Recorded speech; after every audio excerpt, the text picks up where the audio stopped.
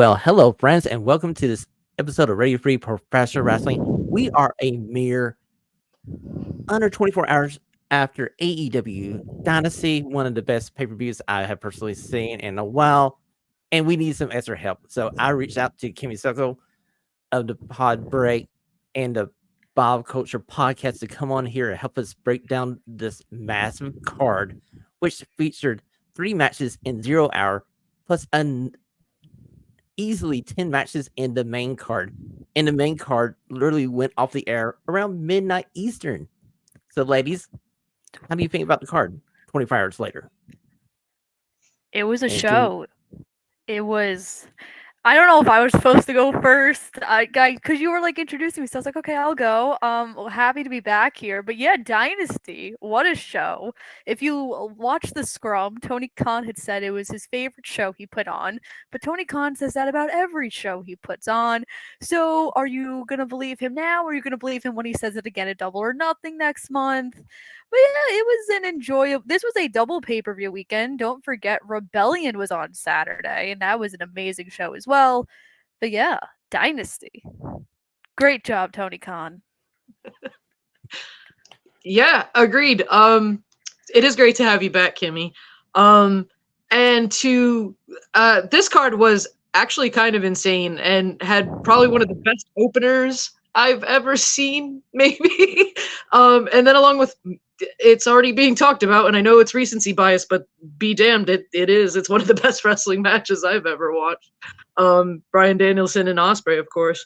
But a lot of good wrestling on this card, and at least we seem to have some direction for a lot of people coming out of it, and that seems to be kind of what's most important, and we have at least some set paths here. Ashley, that's the one thing I love about the outcome of this pay per view is the fact now there's so many options coming out of AEW Dynasty that we can probably have a good summer of professional wrestling with AEW, and I got my fingers crossed. So, with that being said, let's go to the first 0 hour match as we have Trent Beretta versus Matt Sydal. This basically was to cement Trent Beretta as a heel, and I got a feeling that come Wednesday night on Dynamite, we finally get the answer from Chuck Taylor. Is he with Beretta or is he going to go solo? How do you feel about this match? I thought this was going to be a squash, to be honest, only because, like you said, this was to cement Trent as a major heel. Seidel really doesn't appear on AEW. He appears more on the sister promotion, Ring of Honor, where he can somewhat pick up wins, but really can't. So I really didn't think it was going to be like that long of a match. And what I didn't find or what I found out later on AEW socials is yesterday was actually Seidel's 25th anniversary in the professional wrestling industry. They had shared a promo that he cut backstage. His brother was there and his parents were there because he is also from St. Louis, which is probably the reason he was given this match in the first place. But other than all that, I thought this was really good. And I want to see Seidel more. Don't just use him in Ring of Honor and in St. Louis. You could actually use him to do more things and put on good matches.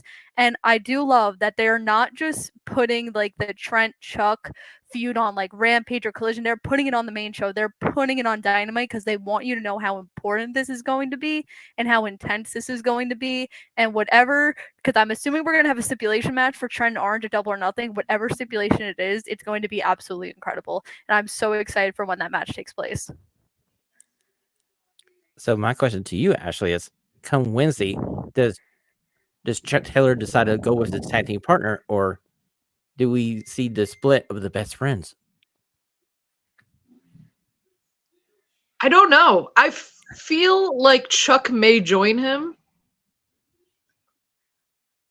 It kind of felt that way when Trent was backing out of the ring and kind of screaming at Chuck when he was like, "You make the choice, you make the choice." I feel like this influence that Trent is sort of having is I also feel like what may influence someone else who is also a member of the Best Friends coming soon. See, I'm feeling you, Ashley, because I got a feeling that Orange Cassidy is going to be the one person on by himself as a face in about 2 to 3 weeks from now. I got a feeling. But this match was really good. It gave Trent Beretta what he needs to launch his heel character. And I love the submission finish. He needs to keep that submission finish because it looks good. The one thing I didn't like though is that they didn't give him a new theme. He kept the best friends theme, which I thought was so stupid because like this is a whole new character and he wore his best friend's gear, his best friend's intro music, his best friend's Titantron. Little confuzzling, if you ask me. You know, that's a fair point, Kimmy. I just hope they go in the direction of giving him all new stuff. And honestly, this is the problem here. You know you're going down this hill road with Trent Beretta. You should have this stuff already made, already ready to go. True. Okay, so we're watching Trent Beretta walk up the ring, and Orange Cassidy music plays, and he walks out, and he stands guard between both tunnels, daring Trent Beretta to come at him as Chuck Taylor's still in the ring. And we're left to wonder, are we going to see a little action here? Or, wait a minute, no, it's Shibata coming out with his music. Now the two baby faces against the one heel. Trent Beretta, being the smart heel here, decides to exit stage left. And we get probably it's hard to say. I want to say this is my favorite 0 Hour match. It's Orange Cassidy, Shibata versus Shane Taylor Promotions. And Lee Moriarty is the star of this match. I was really happy when STP got like the mini call. I want to call it a mini call up because like we kind of saw this with the infantry where they got called up to Dynamite, and then they went back down to Ring of Honor, and I was like, damn, you guys were pushing them. You gave them a video package. I thought like we were gonna do something here, but with STP now that they have Anthony Ogogo, because we remembered we had him signed to the roster and we just kept him in the UK for a year and a half and paid him. And we're like, oh, wow, we really need to do something with him. So you put him here, which I want more of an explanation. It was kind of just really random that he just came out with Shane Taylor Promotions. But I agree with you. This was probably the better match on the 0 Hour, especially because what happened right after this with a certain person's rap. And I just love the team of Cassidy and Shibata. I mean, it just meshes so well. Oh, we'll get to the rap. I can tell by everyone's facial expressions we're gonna get there. But Cassidy and Shibata, it just meshes so well. I mean, if Shibata would like to go get his pure title back in Ring of Honor, because our pure champion seems to be missing in action for months on months on months, I would recommend Shibata do that once he's done teaming with Orange. You know, coming out of this match, Kimmy, I feel like Cassidy and Shibata should be going after the AEW World Tag Team titles. Or hey, the Kingdom, you got Matt Taven, Mike Bennett.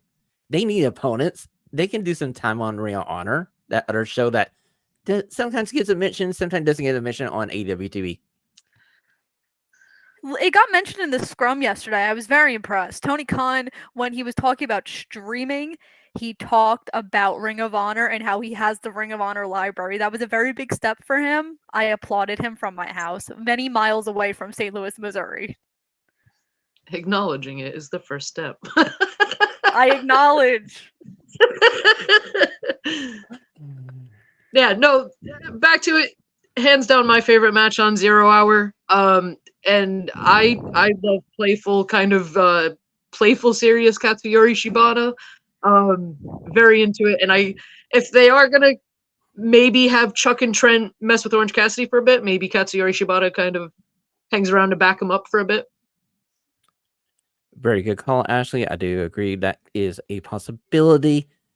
And I just love the fact that this showcased Shane Taylor Promotions, and I wanted to see them do more with the guys. And yeah, like you said, Kimmy, we had Anthony Ogogo, and good looking guy. I know we've been trying to protect him.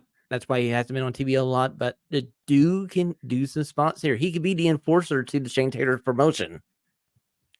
As long as there's no other weigh-in segment, just never do that again.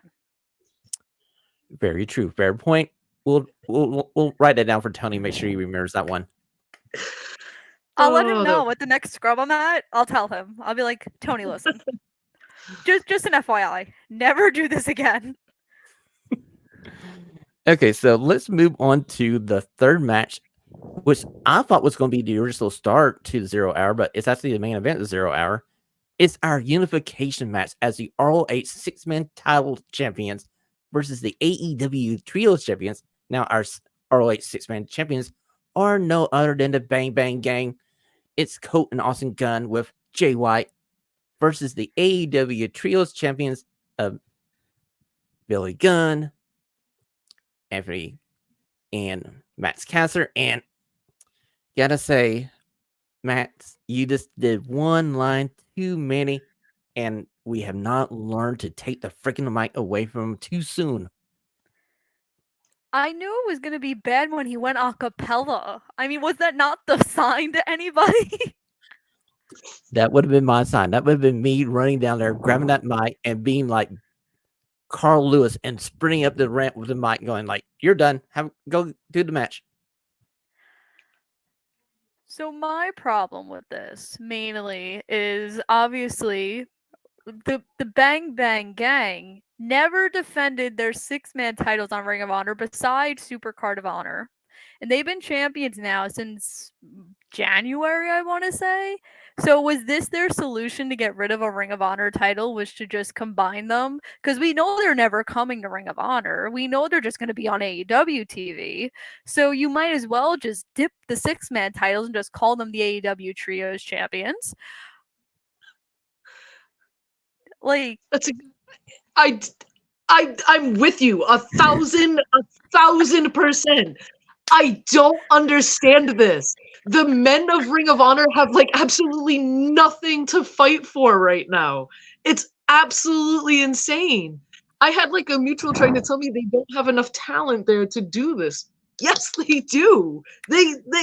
Yes, they do. I cannot stress enough that yes, they do.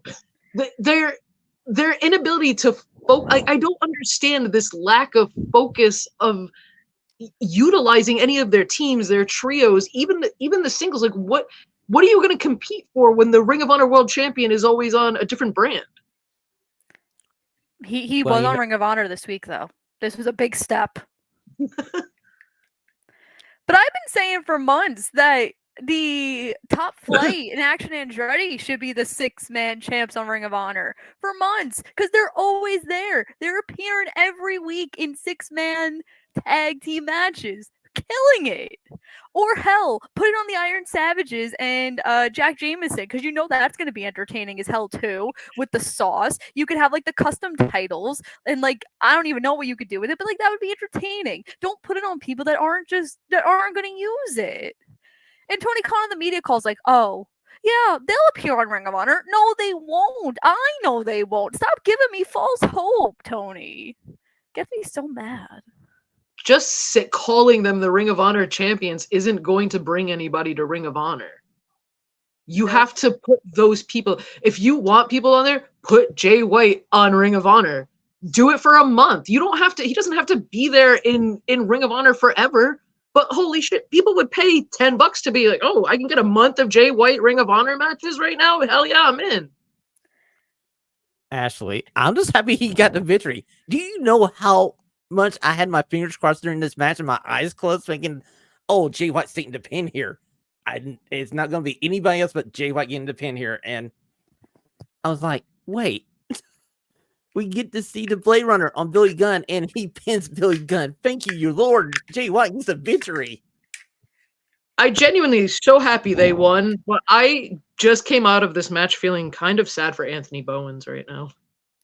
Save justice for Anthony Bowens. Make it a hashtag. Man is suffering out here.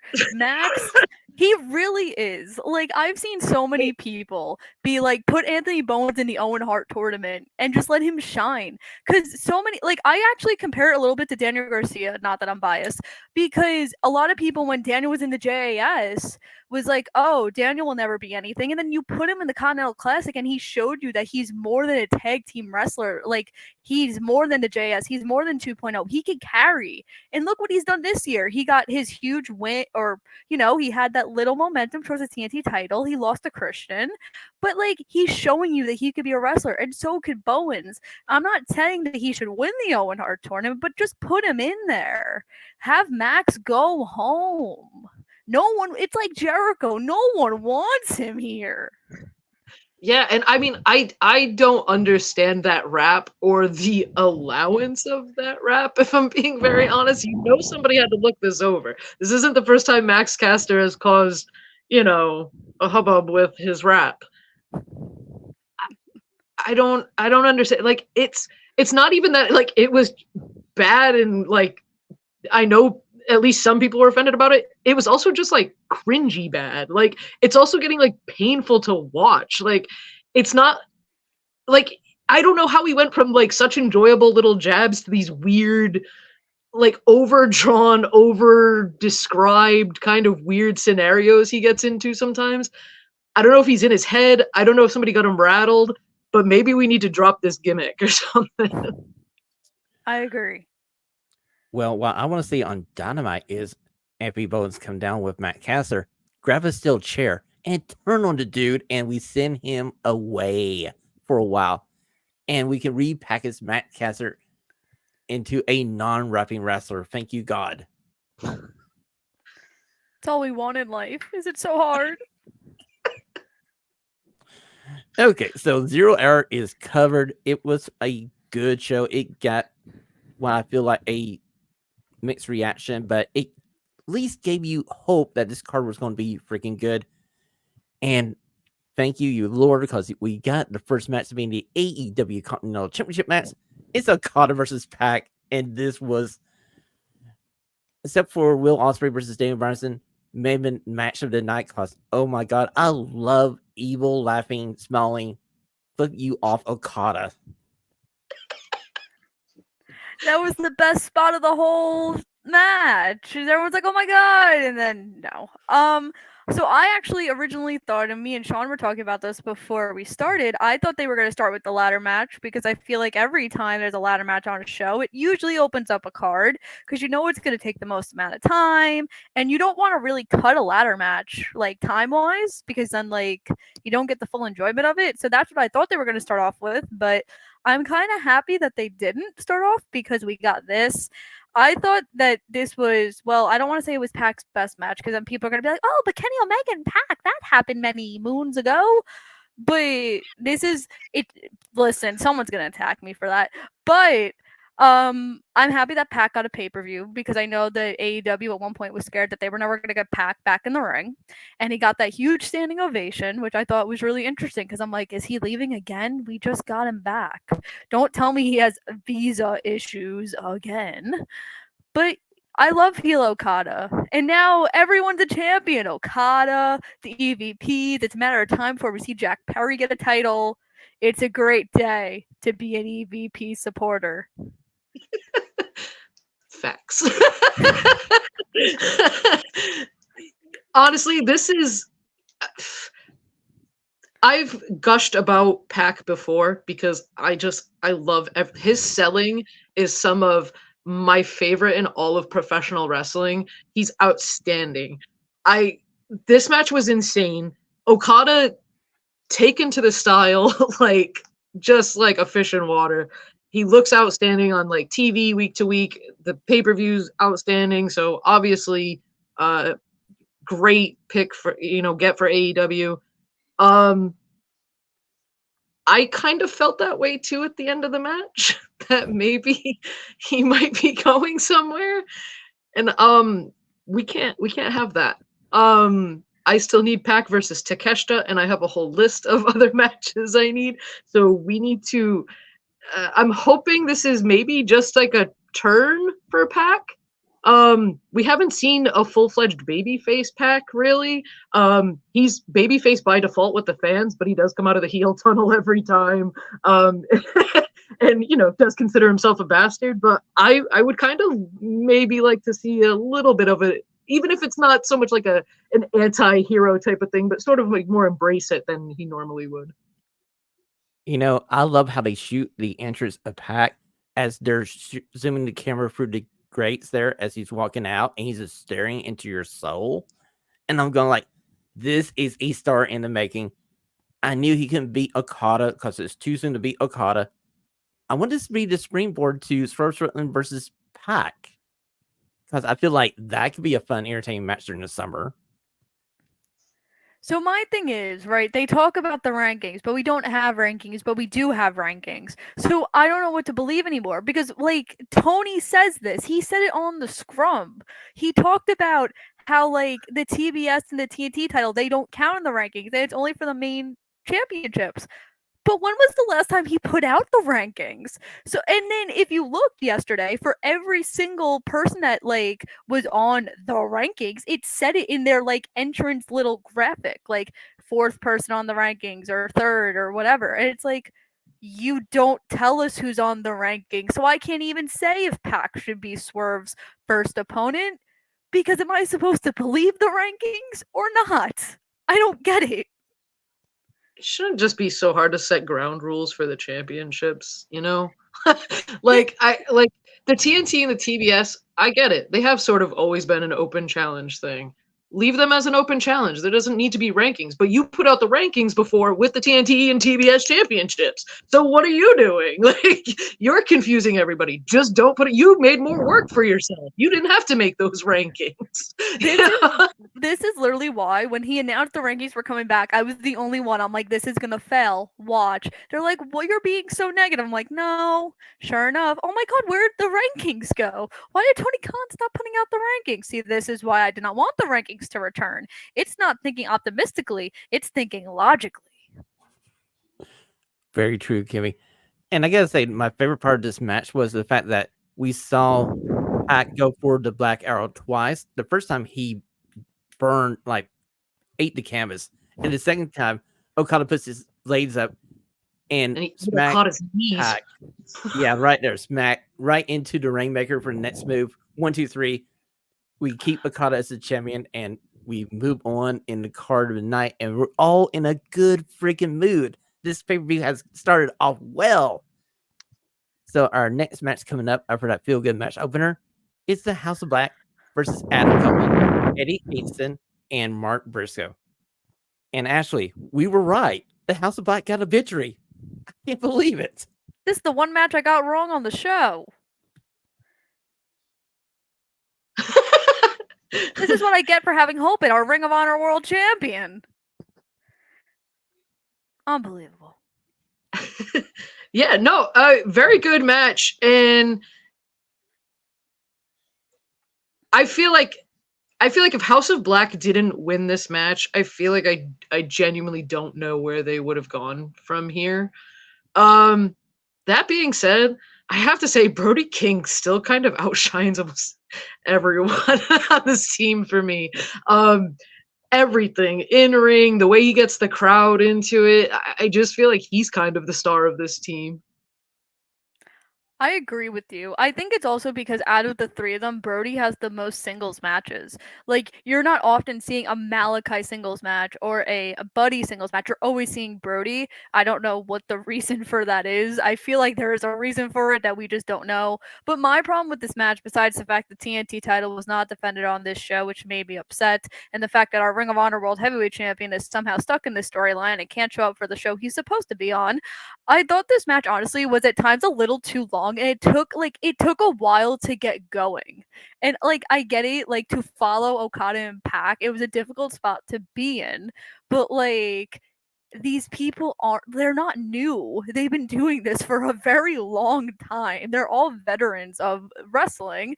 So I was just like, "Oh, maybe like come on, we could get there." I mean, also too, like I said, Buddy and Malachi don't wrestle as often, where Adam wrestles very often, Mark wrestles every week, Eddie also wrestles every week, so that could be part of it too. But I think Adam has sold the Mist better than anyone on the AEW roster. He sold it so perfectly, and I'm so intrigued because I know a lot of people said this on Twitter.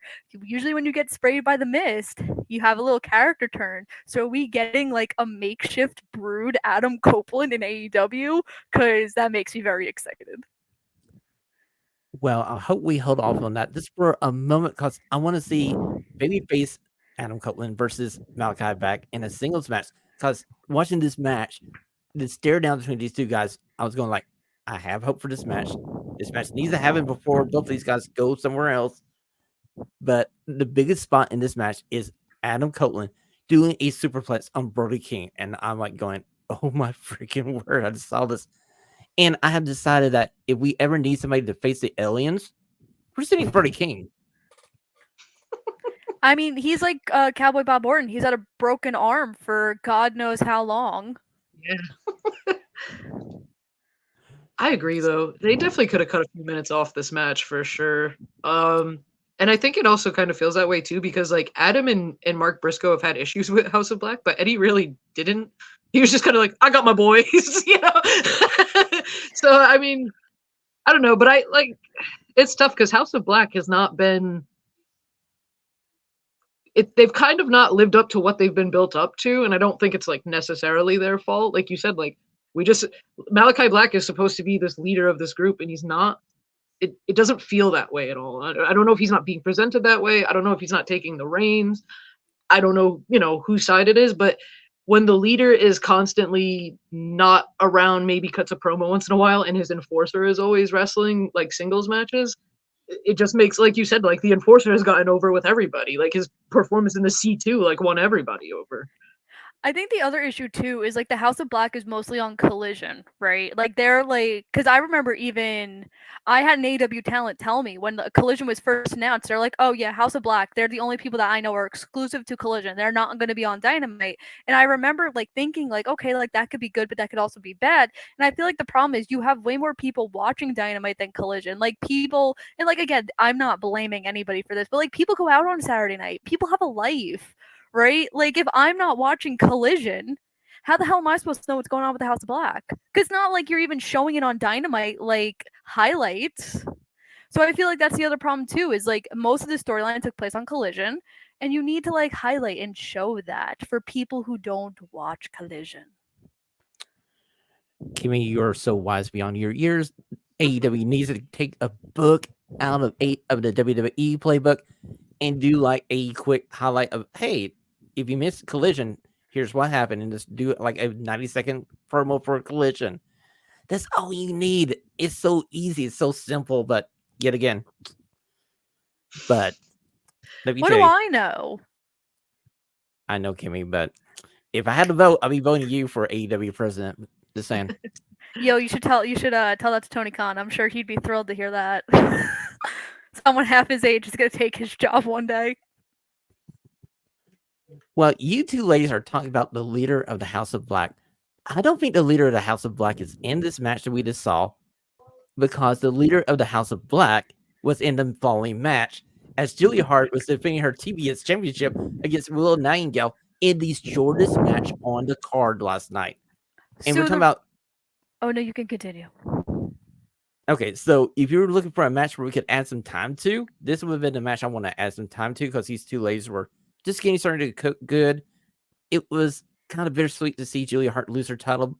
And just like you said, Ashlee, we're kind of dreading the short-term title run for the babyface Willow Nightingale. How do you guys feel about it? So the reason why the match was so short, and if you noticed the match on Wednesday, Julia's hurt. So she's actually going away to heal the injury. That's why she had all the KT tape on her shoulder. Because Wednesday, she didn't even take a bump in the mixed tag team match. That's why they did that whole thing where like Willow got attacked so Julia wouldn't have to take any spots. So I feel like that's why this match was so short, and it sucked because I feel like a lot of people were looking forward to like a longer Julia Willow match, because every time we've seen them, like whether it was like with Stat involved or like their tag team matches with Sky, like they've always had very good chemistry, but unfortunately because of the injury that this got nixed a little bit. But I was so happy that Willow finally got her moment. I mean, it was reported earlier this week too that like Chelsea Green was trying to push Willow to ask WWE for like a tryout, because like Chelsea and Deonna have been on Willow's train since day one, and to see her finally get that shining moment, her family in the front row. And I agree with commentary that Mercedes Moné tried to steal that moment away from her, and I understand why. It was for the feud, but my god, let the girl have her moment. But yeah, I feel like I can't rate this match because there was an injury involved. I feel bad because it's a real life injury, but very happy for Willow Nightingale and the Babe with the power to hold the TBS title. And even though it's a short reign, Tony was hinting that there's going to be some title matches on Dynamite and Collision. So at least she'll have some defenses before she gets to Mercedes at Double or Nothing. Well, that's good to know at least. And yeah, that does suck. I actually found somebody mentioned that to me that they figured she was hurt on Wednesday because like when the mixed tag match thing started, I was like, no, like don't do this. Like as soon as they did the Willow angle, I was like, oh no, they either like pulled like a bait and switch kind of thing, or somebody's hurt, and those are like the only two options, and they both suck. um, so to like find out like Julia was hurt, that it definitely sucks because this has been one of the better built stories and better built matches that they've been going through for the past few months leading up to this match. And Julia just came back from an injury too, so to know that she's going to be out again with an injury also sucks. You know, as Shawn said, she is like the leader of the House of Black. She is kind of like the most fundamental member right now. So again, like losing her again, I think also might hurt some momentum for the House of Black. So hopefully they'll at least keep them on TV while they're going through this with Copeland and stuff. But for Willow, this is fantastic. She deserves this and more. She's been killing it, and I said before we came on, I hate that she's going to be just a transitional champ to get it from Julia to Mercedes, but at least we know she's going to get some defenses. We know that she's going to go on to something better, or at least maybe get a rematch with Mercedes and win it back down the line. I see maybe her and Statlander breaking up though soon. See, Ashley, that's where I thought this was going, because at the beginning of the match, the stipulation that Willow chose was for Sky Blue and Chris Statlander to be banned from ringside. And that got me going, thinking, are we going to see Chris Statlander come down here and cause Willow Nightingale the match? That didn't happen, but I got a feeling that we're going to have Chris Statlander slide over to that hillside and join Chuck and Trent to make this anti-best friends club, for lack of a better name for this new group. Yeah, someone pointed out that when Stokely and Statlander went to do like the best friends hug, that she was kind of like in the position like similar to like Trent was when he turned on Orange Cassidy, and it kind of had like that air of like, oh, will she turn on or will she hug her? And Trent did get his hooks into her a few weeks ago backstage and whispered something that we have yet to find out what it was. So I think Chuck's influence will be spreading through here to the rest of the former now best friends. I feel like the best way to do it, and I feel like it'd be such full circle, because at Double or Nothing last year, that's where Stat returned. She had her huge moment, and she won the TBS title. So I feel like what they could do here, they probably won't, but at Double or Nothing, have Stat help Mercedes win, and then Stat cuts this awesome promo, and she's like, a year ago I came back and I had all the momentum, and then you came along and you stole that all from me, and you took the title that I had, and you got this huge match with Mercedes, and it was all about you, where it should have been all about me. Like, look what I've done in the past year. I sat in the backseat of your coattails. But now it's my time to show that like I could be like the next big thing on the roster. And even with that, like once you have that match, you can have her go after Tony or Jamie or whoever's going to be the women's champion. Like there's so much you could do with that if you do it there. Like I said, they're probably not going to do that, but if they do, smart thinking. You heard it here first. Kimmy, I love your booking ideas. We need to get you to be the booker for AEW now. Listen, I meet with Tony on a media call and I see him on a scrum every now and then. Someone's just got to introduce us. Well, before we leave this match, we do want to send out a get well soon to Julia Hart. I can't wait to see her back in the ring, because this was a great run for her with this TBS title. It did so much to build her up. She is literally one. We keep talking about pillars in AEW. You can add Julia Hart to it. I mean, like we got Britt Baker, we got Julia Hart for the women to be the women's pillars there. I feel like the switch from the cheerleader to the darker side was the best thing Julia could have done. And remember, that was her idea. She was the one that pitched it to Brody and Tony. And remember, if you look at that tag team, Griff is stuck in Ring of Honor in another tag team, and his tag team partner is in NXT. So what would you like? Who's to say that Julia would still be in AEW if she didn't pitch that idea of being with the House of Black? Very true. She could easily be in NXT with Lexis King doing some kind of gimmick. Who knows? She could be rocking NXT as NXT's women's champion. Just saying.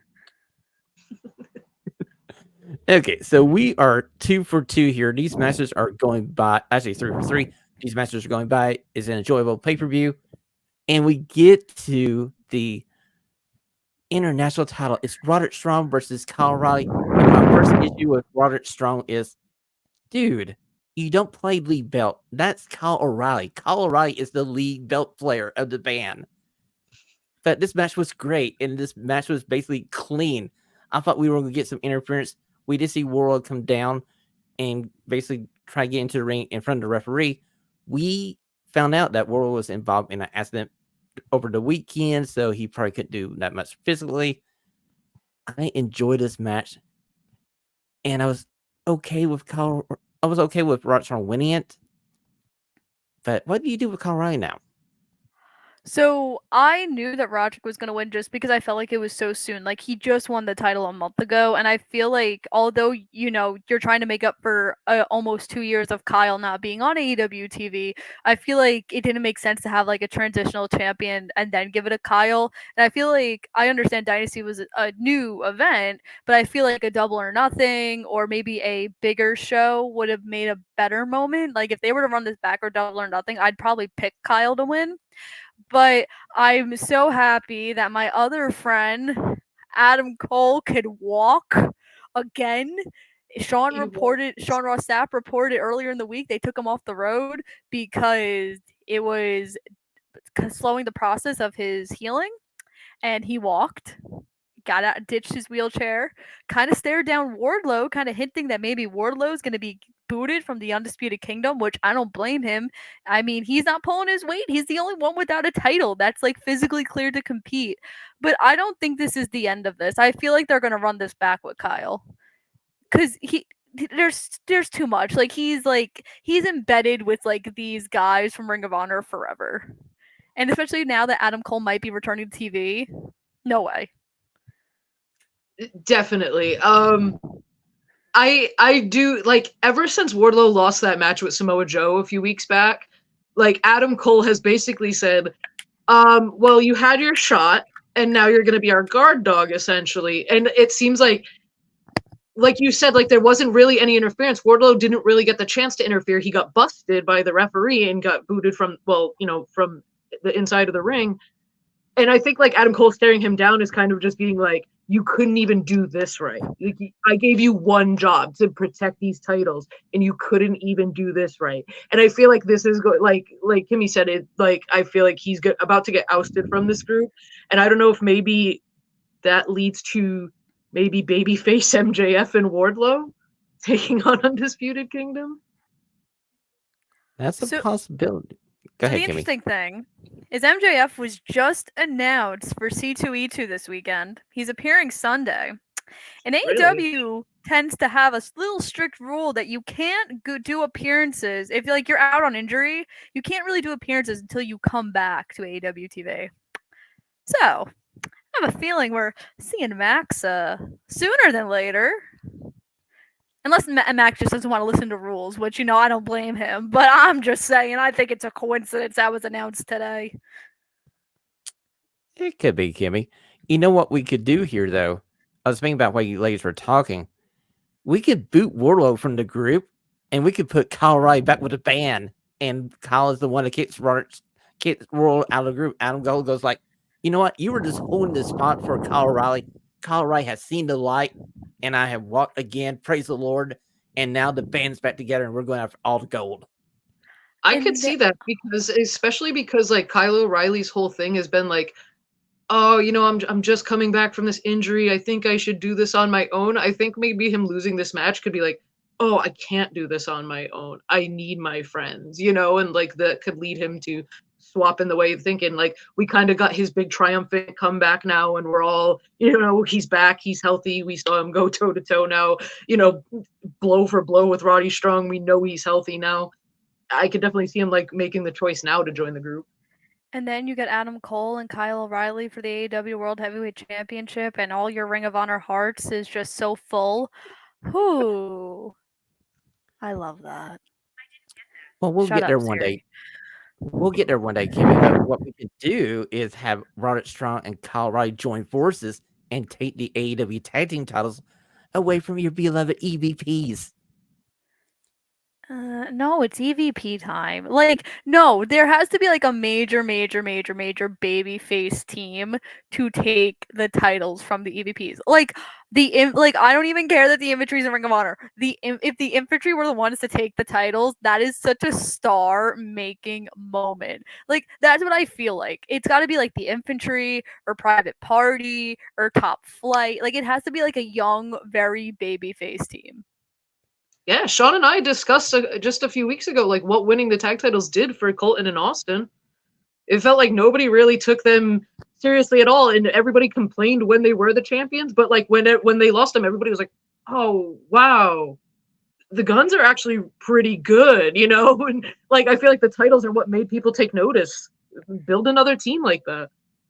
Exactly. Like I also feel like too, like I don't want it to be a makeshift team. Like don't like this is my problem with like the TNA knockouts women's tag team titles. It's like every single team that goes after those titles is a makeshift team, and I feel like that degrades the value of the titles. I don't want that. I want, AEW is so their tag team history. Like that's the one thing they said when AEW was created. It's like they want the best tag team division in wrestling. Keep that. Don't make a makeshift team. Although better than you, baby. Love them. That's our exception, and we are all okay with them being champions. Run it back. I'm ready for it. They can do that. I mean, I literally have all the music and all the artwork for our podcast. We can kick that back up again. No problem whatsoever. Just saying. Okay, we have hold off on this match as long as possible as we're going to the next match. Oh my word. If we could have cut one match from this card, this would be the match I would cut from this card. This match lasted around 18 minutes and is the FTW title match, or what I like to call the WTF match of the night. Hook versus Chris Jericho. Too long. Could have been on Dynamite. Wrong winner. And tell me Hook is going to go to WWE without telling me that Hook is going to go to WWE. Honestly, if you didn't watch this match or watch this match just audio-wise, you would have thought this was Hook versus Ryback from the crowd reaction. You get, please go home, please retire, and the one that would throw you off was, oh, Fuzzy sucks. I mean, then you would have been like, oh, wait, it's a Jericho match. I mean, I saw Fozzy perform in the Chris Jericho cruise. I didn't think they were that bad. But who am I? I mean, I like Fozzy as a group, and I like Chris Jericho. I'm in a Jericho longer you've been born, Kimmy. But it's time for him to go, to reinvent himself. And this was so wrong. You had the heel Chris Jericho push the father a Hook. Logic tells you Hook needs to come down here and beat the tar out of Jericho and send him packing. I think the thing that confuses me, and I saw this on Twitter, is like if you were to look at like a lot of Jericho feuds, you could literally see how many careers he's physically held back in AEW, and that is so sad, right? Like I also saw this tweet, like someone like Bryan Danielson who said like, "Oh, I'm here to elevate the younger talent." When was the last time Bryan Danielson won a singles match? He puts everyone over. Jericho, he wins too often. But he also said the reason he wanted to come to AEW was to put over the younger talent. So one of them is doing it right, and the other one is doing it wrong. The new FTW champion is doing it wrong. So I don't know. Like, I agree with you. This match could have been cut from the show. This could have been on the pre-show. It should have been on the pre-show. That's where it should have been. I think I'm kind of done pussyfooting around with the Jericho stuff. Now he's getting on my nerves. I do love Chris Jericho and what he can bring. What he's bringing right now, though, it needs to go. This whole thing makes no sense. Like you said, Hook just squashed Jericho, a few weeks ago? Suplexed him and suplexed him and suplexed him and suplexed him. He has like extra motivation to suplex the ever-loving hell out of him. And nothing. Jericho does not need these wins at all. Like you said, he talks about putting younger talent over, and he does things here and there that I can see where he's coming from. Like he had no reason to put over somebody like Action Andretti. He did it though, and he like when he's on commentary, I think he's fantastic at putting over like young opponents and things like that, like talking them up. But in the ring, it is not translating and it is not working. And this feels a little similar to like the Daniel Garcia stuff where he's like, come on, I'll teach you everything. And it's kind of like resistant at first. It sort of feels like a rehash, and it feels like something that, again, nobody asked for.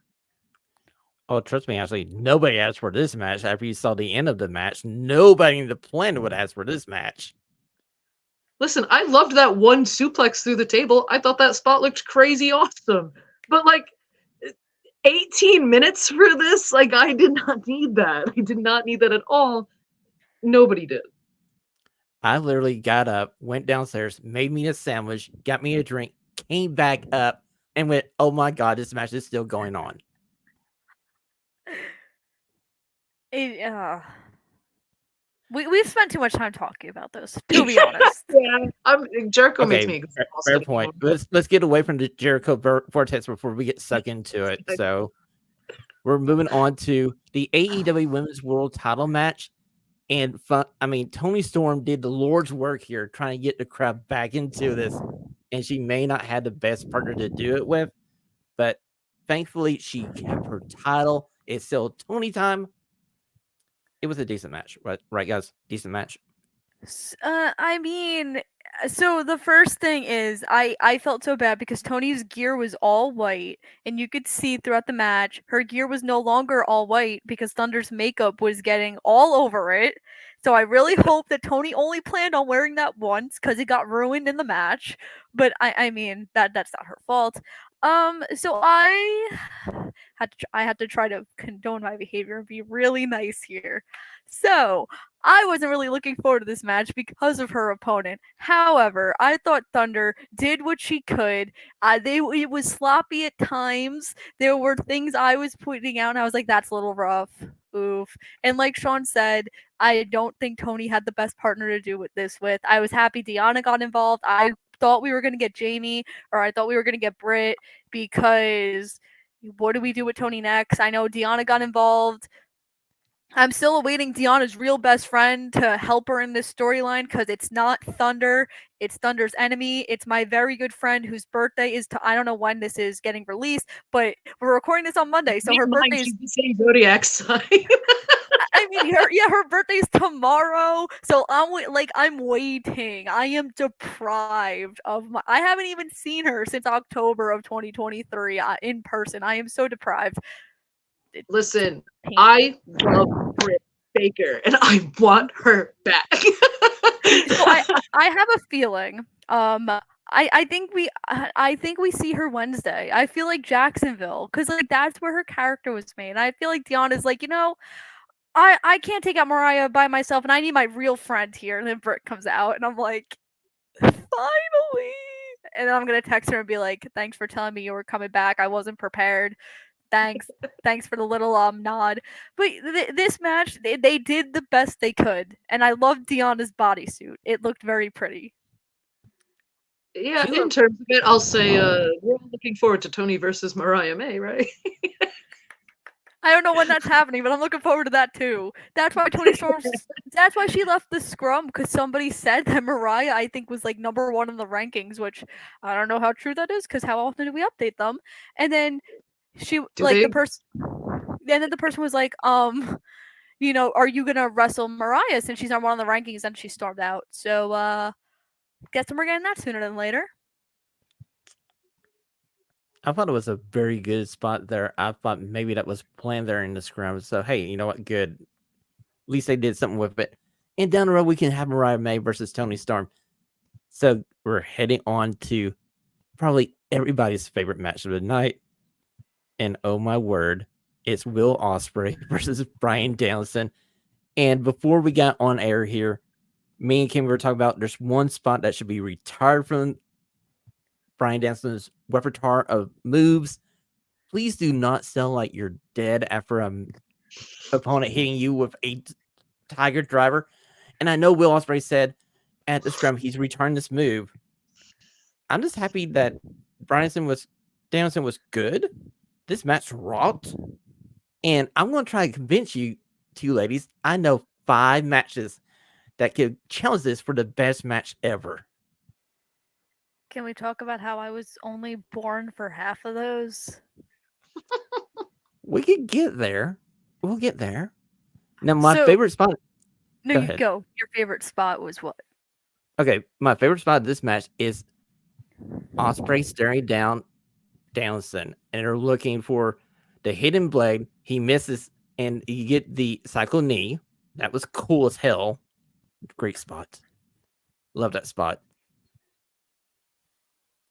So, the one thing I did like was, so I was there at Grand Slam 1, where it was Kenny and Brian, and I had the hour draw. And before the bell rang, you had the whole crowd give a standing ovation because you knew you were about to see something special.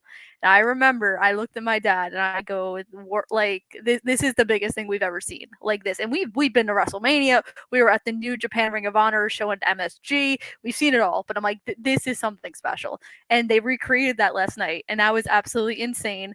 I have gone on record to say I am not the biggest Will Ospreay fan because he is very mean to my favorite wrestler, Seth Rollins. Very, very mean. So I can't say that this is my favorite match ever just because Will was in it, but I will say that they did a very good. I know I'm the worst, but I thought they did a very good job. I thought honestly the injury spot just ruined it because you had like. I feel like that just put a damper on it because people just did not know if he was selling or if it was fake or real, and you had everyone worried. And I think the worst part was like Sammy got suspended because he did that thing to Jeff where they like we talked about this the last time where like he continued the match when the ref said to stop, and you played that spot into a match. Why did you think that was right? You suspended someone for doing that, and now you're just playing it off? Like, that just didn't sit right with me. I understand, like, Sammy's not the most well-liked person, but there was just something, like, that you did that didn't sit right with me. And I just felt like it just, like, put a damper on it. Like, I understand it's storyline. We're gonna see this again. We'll probably see it at Forbidden Door, but I just felt like it ruined what could have been a very magical moment. Fair enough. I saw a lot of people kind of complain about that, and I get it.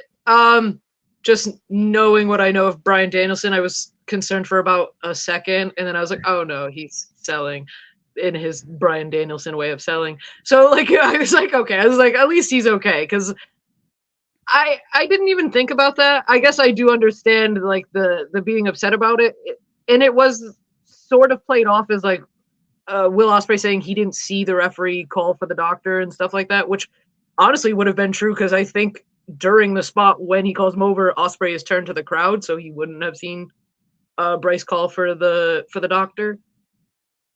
But I like regardless, guys, I loved it. I loved every single second of it. These are my 2 top wrestlers from last year having a match this year. See, Ashley, I'm with you. I was like Kimmy. I thought it was a good match until the end, and it took the air out of the room because I'm thinking, is he really injured? Is he really injured? They're staying on this too long. And I'm just happy that that's not true. So I saw the Danielson Garcia match it was like 2 years ago when Danielson was like selling throughout the match, like where they kind of had to keep stopping. And like, that's where I kind of learned my lesson. I was like, no, he's selling, and I'm not falling for this again. I honestly think it was because I watched it with my dad, and my dad goes, he just broke his shoulder. And I'm like, no. And he goes, no, he broke his shoulder. And I'm like, well, so I think that was the problem. It is weird because like watching it back, it looks like it lands perfectly fine. So if something happened, like it must have been like a dislocated shoulder or like something like that. But I thought like looking back at it, like I saw the move now multiple times. It looks like it lands perfectly, like flush, like on his back. It doesn't look like he like lands awkwardly or anything. So I'm hoping he's good. But like you said, who knows? I don't know why he chooses to sell like this. And like I said too, I like think I know this is gonna lead to a second match. It's probably gonna happen in Forbidden Door, but there was other ways to build to a second match. That was not this. very true, Kimmy. Now, before we go from this match, allow me to do my 5 matches here. Ashley, you can say yay or nay if you think this is a adequate match that could be on the level or above this Will Ospreay and Bryan Danielson match. My first nomination for you is HBK versus The Undertaker from WrestleMania 25 and 26. I know I picked 2 matches, but you need both matches to tell the full story. And I gotta say, story-wise, better than Ospreay Dragon. I don't know. I'm very tough on my old Undertaker loving self. I think for me, because a lot of these matches were also when I was very young, I think would probably be the closest. Okay, let me move to my next selection. This one's a little older. It's the retirement match of Ric Flair from the WWE. It's HBK versus Flair. In the match where HBK looks at Flair and goes like, I love you, but super kick, goodbye, retirement, quote unquote retirement. Yeah, not for me. Also because like it didn't end Ric Flair's career. He's still trying to like politic for a match. I know, but it was such a great match at the time. I put it on the list. Okay, fine. My next selection, Rock v. Hogan from Toronto.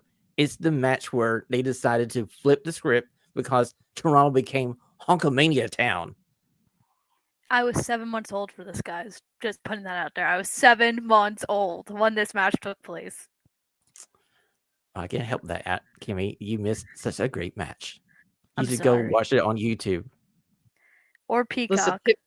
Kimmy said she wouldn't put that as her favorite match of all time because of Ospreay. I would not put that as my all-time match because of Hogan. I think that's a fair comparison. Sorry, Hogan has never done anything for me. Okay, ladies, fair point. I'll take it. For In the Ring, at the time, this was one of my favorite matches in my mid 20s. I want to say mid 20s. We'll say mid 20s. Okay, we're going back even further in time because my next selection was when I was a kid, and it's Ric Flair versus the Dragon. And I'm saying the Dragon and Ricky Steamboat, the trilogy, the set of matches that a lot of older professional wrestling fans would show anybody and say, this is why you should be a professional wrestling fan. That could be up there, though.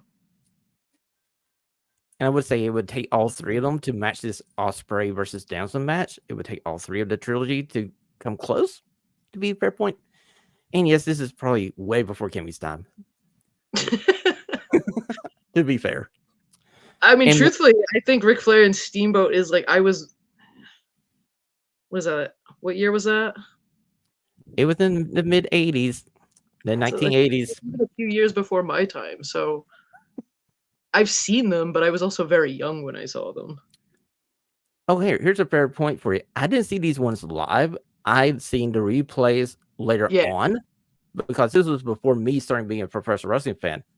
I didn't become a professional wrestling fan until like 89, 90. So that one I didn't see. The last one is also one I didn't see live, and it's Savage versus Steamboat. Because this is the other match that a lot of older wrestling fans would go to. Anybody go like, you want to watch a match to make you a fan? Steamboat versus Savage from Mania. I think that could be a fair one.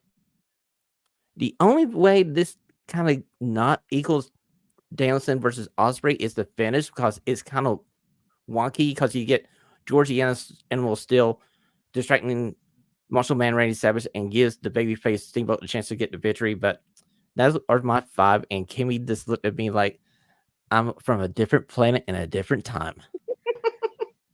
I mean, I think the only match I've seen on that list was I've seen 2. So I saw HBK and Flair and at WrestleMania 24, and then I watched HBK and Taker at WrestleMania 25. And you want to know how annoyed I was that wasn't a trilogy? Because I went to WrestleMania 27 hoping that would be on the card.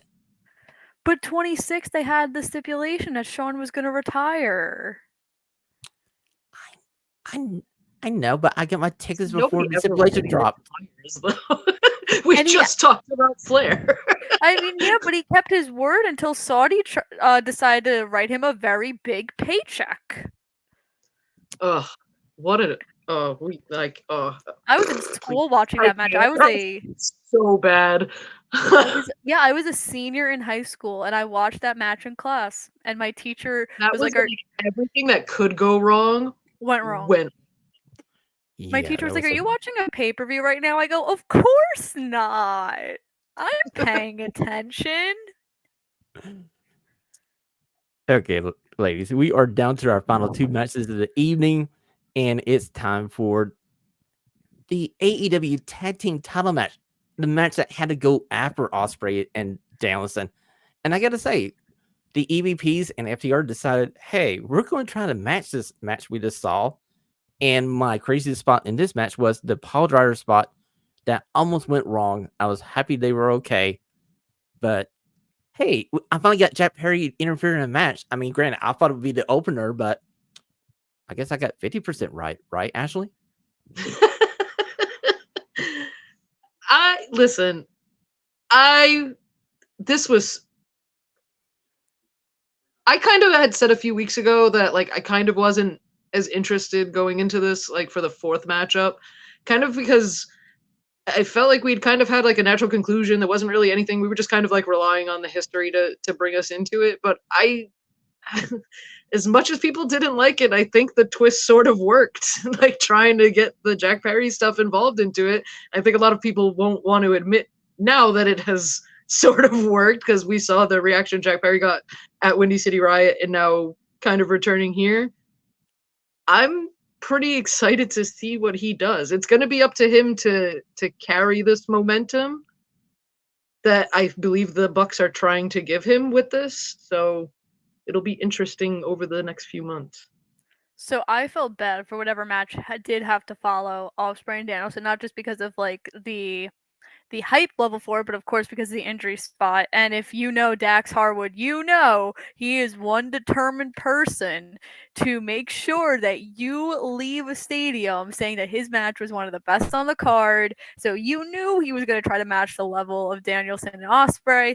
And I felt like they did that. I'm a little concerned because when Matt took the spot through the ladder, I think it was the pile driver, like he didn't do anything else in the match. Like he just sat on the outside. So I was a little concerned if he got like hurt or like if I don't know if that was supposed to happen because it was like 10 minutes or like I'm over exaggerating, maybe 5 to 8 where like he didn't do anything. It was just Nick and then he came in to grab the title. Is that when Dax pile drove him on the ladder that was like from the ring to the Yeah. guardrail? Exactly. Yes. I do think I'm not saying like something happened. I think Dax like when he went to kick out his leg, it looked like it got stuck for a second. So I don't know if maybe he just didn't come down the right way or something. It just like it looked like kind of awkward from the angle that they showed it at. So I don't know if something happened, like you said, because it was kind of like a weird long time where he just wasn't popping back in at all. So that's why I was worried. And I was like, oh, did they call an audible? I don't know. But I agree. And they talked about this on the scrum too, that they got crapped on for weeks, that they showed that all in footage. But guess who had the loudest pop of the night was Jack Perry in this match because they showed that footage. And if they didn't show it, I don't think they would have. Because Tony said this best. The last time we saw Jack in storyline wise was his match at Wembley. And we haven't seen it. And if you're not on social media and you're not following New Japan, you have no idea that he's been there for months and he showed up and he ripped his AEW contract. So that's the other thing. You had to inform the casuals who need a video package every single time they need something explained to them where he's been. So that's why they did it. Yeah, I get that too. And I saw like a mutual of mine like tweet out like when it happened, like they're trying to build a character based on something that, like you said, most people don't know. Like they're not like us. Like we're all like obsessed with wrestling and we're all in every aspect of it. Like there are a lot of people who are not on social media reading about, the injury list or, these updates here or what's going on for these plans here. So to kind of bridge that disconnect from the people who don't pay attention to the people who are watching on a weekly basis is to show hey, this happened. It sucks it happened. It sucks for everybody involved, but it's been talked about on, a big platform. So just like, here's the tape. It didn't feel like as malicious as like, I feel like even the Young Bucks were sort of hinting at, like I told Shawn, I feel like even the Young Bucks sort of like, you got to sort of play it up a bit to like get people talking about it and interested. But I don't feel like they were like, oh, CM Punk is lying and this is going to be a definitive proof he's lying. Like I don't feel like it was intended to be that way. And I think the only real response was what the Young Bucks said back. And I also feel like they wouldn't have shown the tape if CM Punk didn't allow them. I have a feeling that they reached someone, I'm not saying it was Tony, but an AEW lawyer reached out to Punk and said, hey, we're showing this to do this. Are you okay with it? And I feel like not a lot of people understand that either. I think you're right, Kimmy. I feel like Tony would not risk that move unless he knew it was cool on the other person's part. I feel especially too, like after Kenny Omega has said that him and Punk have spoken, especially after like the brawl out situation, and like while not being like besties or anything, like they seem okay. They're not like angry at each other anymore. So I feel like the wrestling fans take it too far. Like they go further than the people involved do. That's fan is short for fanatic, and sometimes you get that other bad side of the coin when you talk about fans and how they carry on about stuff.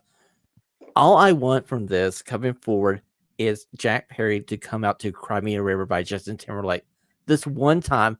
If not, can we get something close to it? That's all I want. Mikey Ruckus, come on, come up with some song where it's like a medley kind of version of like Cry Me a River, or like some song where you can like sample Cry Me a River in there. Come on. That'll be his entrance to Double or Nothing. It'll be a live Justin Timberlake performance. We're just blowing the budget for Tony now. Hey, the man has an unlimited checkbook. What's the point of having one if you can't use it to your advantage? She's got a point.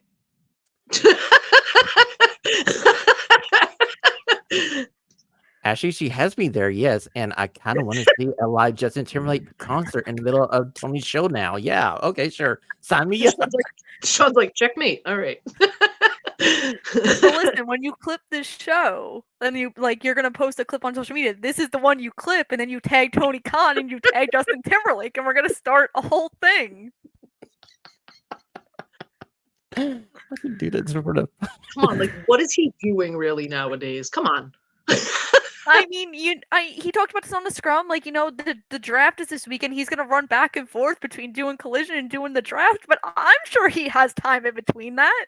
In his golf cart ride, he could call. He doesn't sleep, so come on. Okay, ladies, we are down to the last match of the night, and it's the world title match. And I gotta say, me and Kimmy were talking about earlier before we got on air. It didn't feel like 18 minutes. It felt like longer. It was a great match. And I gotta say, they pulled the trigger at the right time. I was worried coming into this match, they would not pull the trigger on Swerve as champion. And coming out of that Ospreay Danielson match, my mind was going, hey, you know what would be cool is we can keep Samoa Joe as champion to All In London, and Ospreay takes the title off of Samoa Joe at London. And the last picture of All In is Will Ospreay being victorious in his home country, holding up the AEW World title. Well, I get the next best thing starts with being a champion, so I'm still happy. How you ladies feel about it? So I agree with you. That was also my fear going into this. It was like they weren't going to pull the trigger with Swerve. And I remember when we were going into Revolution and everyone was complaining about this triple threat match, I go, the reason they're doing a triple threat match is because you had to give Swerve this title match because he's so hot right now, but he can't lose, but he can't win yet because Joe just won the title. And it would kind of be a slap in the face to Joe of like him only holding it for a couple months. So that's why you had to kind of know what Joe has done and did for them and kind of understand the title reign a little more. Exactly. So you had to stretch it out a little bit, which is why they extended to Dynasty, and that's why, he finally got his one-on-one match. And I was very happy that Swerve won. I felt like he absolutely deserved it.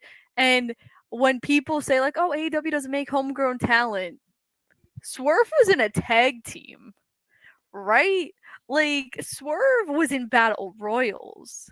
And if you would have said from like his debut, like, oh, in 2024 he'll be carrying the company, I don't think anyone would have believed you. But he made you believe. He made you believe in every single thing he did, and he made it feel important. From like the stuff with the Mongol embassy to his tag team with Keith Lee, he's now standing here carrying the brand, carrying the company. He made history as the first African American world heavyweight champion.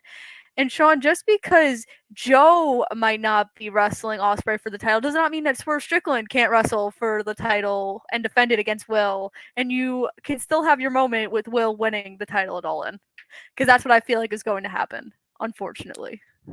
But Kimmy, I don't want Swerve to lose the title that soon now. Now I'm trapped and torn. I'm torn between my two favorites. I agree, but I just feel like I don't know. I mean, unless they're gonna do like Brian, but then like Brian's supposed to be retiring like in the next couple months, so I don't know anymore.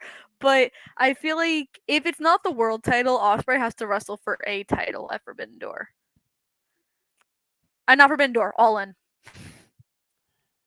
The Continental title, if Okada's gonna like elevate it, could be like a good place. Ooh. Okada versus Ospreay in London for the Continental title? True.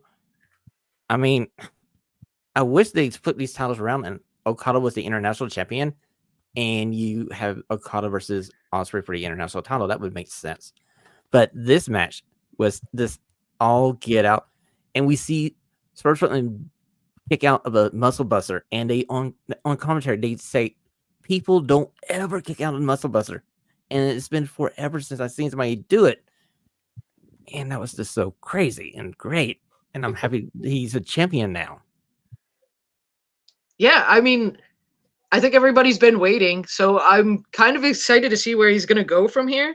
And I'm kind of hoping that as I'm a little scrolling here, that we can kill two birds with one stone with the recent set of tweets that have come out since we've been on the air, which is Anthony Bowens has reminded everybody he was the last person to pin Swerve Strickland at a pay-per-view and has kind of thrown out the challenge, and Swerve responded with a gift that says challenge accepted. So like, let's kind of kick off a Bowens showcase here with the match against the newly crowned Swerve Strickland and go from there.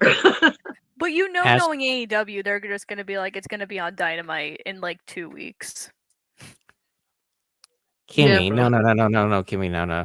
Ashlee, this sounds like the main event of Collision coming up this weekend. Let's go.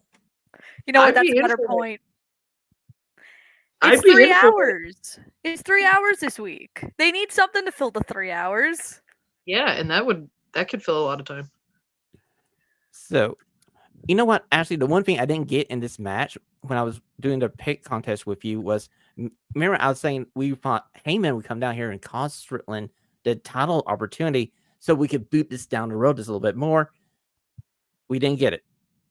We had no Heyman. So coming out of this, is Heyman Adam Page the first challenger for the new champion? I have no idea. As somebody who Hangman is my favorite wrestler, I'd be hard pressed to tell you anything about what he's doing anymore. The big disappearances are, I think, hurting him quite a bit. I don't want the moment taken away from Swerve, but I also kind of wanted the story to continue with these two because they sort of tapered off, and I thought this would have been like a really good point for them to kind of come back together. But I don't know what Hangman's dealing with in his life. Like, it certainly seems like something has kind of taken him away for now. So I don't know if he's still dealing with whatever. I hope everything's good, and I hope he can kind of come back and be on TV a little more consistently. That way we can kind of get behind him in the way I would like to as a fan. I agree with you. I mean, I know that it was reported that he was taking time off because of a personal issue, and that they were even scared that like he wasn't going to make Revolution. So it made me kind of believe like maybe like his wife was expecting another child, and like maybe that was it, and maybe they didn't know if like she was going to go into labor during the pay-per-view, but that wasn't really reported, and I don't want to speculate that of someone's personal life. Right. but that was my first instinct. So maybe that is why he's been out for a long period of time. If it's not that, then I honestly don't know what it is. But I think, yeah, like him not being on TV consecutively, it's like, what do you do with him? And the other thing, like, I would have such a problem if they redid this because Swerve has been so dominant in that feud. I don't think it makes sense for that match to happen. I need Paige to like go on like a winning streak and him be number one in the rankings for them to have that match. I know they have a feud, but still, I need Paige And to you're get gonna have some to turn momentum. him crazy heel. You know, like he's going to have to be the heel in it from this point. That's why I also kind of figured he would come back, because like it would screw Swerve just for a little bit longer, but it would give Hangman that the edge of what he needed to become the massive heel they're going to need him to be against the babyface Swerve Strickland. So, like, if it's his family, obviously, you take all the time you need. Like, obviously, that stuff always comes first. But if it is something that, you know, like maybe he could have pushed off or something, like it doesn't sound like it though, like you said, with, you know, they were worried he wasn't even going to make the previous pay-per-view. So I don't know. It's tough, and he comes in, he has like a great feud, and then he takes off for months. But it's tough to connect him to anything going on in the AEW world because he's kind of in and out so frequently. Well, ladies, coming out of this pay-per-view, if you had to suggest it to a friend to watch again, would you suggest it to a friend to watch again? What matches will you say watch? What matches will you say you don't need to? Kimmy, you want Chris to go first? Jericho. Do not watch Chris Jericho. Honestly, I would say the TBS Championship match too, just because it was really short, and I felt like besides Willow winning, there was no like monumental like moments in that. I would say definitely watch the ladder match. Definitely watch Okada Pac. If you want to see your heart get broken, you could watch Bryan and Ospreay because you could get very scared like everyone else did with the injury spot. But I think for the moment and just seeing how emotional Swerve got, watch that main event because it is the epitome of if you work hard, you can accomplish your dreams. And that's exactly what Swerve did. Exactly. From Kill Shot to his time in WWE to now a AEW World Champion. So, And if we can get this match going, like if we can start off, oh my god, somebody is in here in my mention suggesting Roosh versus Swerve. Let's get that going. Where's Roosh? Bring him back. Let's get this right now on my TV. He said he's cleared. He was injured. He said he was cleared, so I guess he's just waiting on creative. So come on, Tony. That's some creative. well, I got a feeling that we just need to send you two ladies down to Jacksonville and allow you to book the next couple months of AEW TV. So, Tony, Kimmy, we got ideas. I still need Danielson versus Angelico. It hasn't happened, but like we can make it happen. So, Kimmy, where can we find you on the Super Information Superhighway? So, ooh, that is such a beautiful like graphic. Oh my god. Wow. So you can follow me on Twitter at Kimmy_Sokol. Actually, before this started, I had announced that WrestleCon is coming to Cleveland. You thought we were just running one show this year. We're running two. We will be there SummerSlam weekend on Friday and Saturday. So if you want to go check out hotel information, you can go to WrestleCon.com. If you want to follow me on Instagram, you could follow me at Kimmy.Sokol. And then I haven't been really active on YouTube because I've been super busy. But if Ring of Honor episode on Thursday is pretty good, I might review it on my YouTube channel. But you could also see my reviews every Thursday on PW Insider. I write a very descriptive review of how much Tony Khan breaks my heart every Thursday from 7 to 8:30. And if you want to see me review any other type of wrestling, you could head over to the Pop Break. I'm reviewing Dark Side of the Ring, NXT, TNA, and any content that comes along my way. And thank you guys so much for having me. I had a very good time. And Ashley, where can we find you in this great information superhighway? I'm on Twitter. It's at groovy_ash_, and on there I have my other socials. But no, it was great to have you back, and this was a lot of fun. I gotta say, this is just such a beautiful friendship that we're building with Kimmy here. I just enjoyed the fact that we have come together with the love of professional wrestling. Ladies and gentlemen, until we see you again on Ready Free Professional Wrestling, stay stunning.